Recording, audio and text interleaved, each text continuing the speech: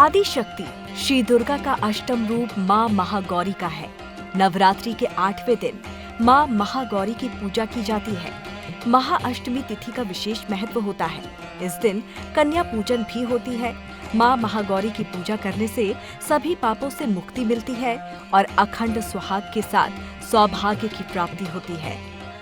देवी भागवत पुराण में बताया गया है कि 8वें दिन की पूजा माँ दुर्गा के मूल भाव को दर्शाता है और महादेव के साथ उनकी अर्धांगिनी के रूप में महागौरी ही सदैव विराजमान रहती हैं। इसीलिए माता का एक नाम शिवा भी है।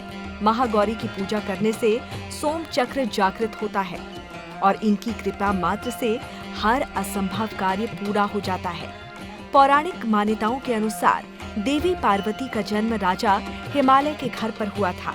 मात्र 8 वर्ष की आयु में ही भोलेनाथ को पाने के लिए माँ पार्वती ने सालों तक कड़ी तपस्या की थी।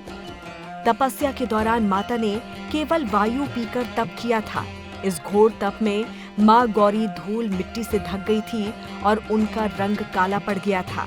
इसके बाद शिव जी ने स्वयं अपनी जटाओं से बहती गंगा से माँ के स्वरूप को साफ किया था।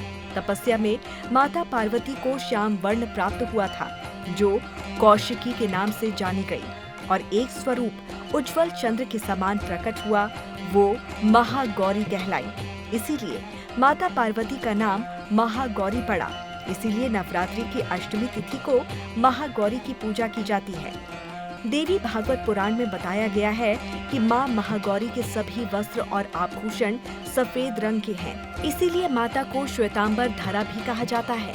देवी अपने स्वरूप में एक हाथ में त्रिशूल और दूसरे हाथ में डमरू लिए हुए हैं, तो वहीं एक हाथ अभय और एक हाथ वर मुद्रा में है। देवी महागौरी को गायन संगीत प्रिय है और ये सफेद वृषभ यानी कि बैल पर सवार हैं।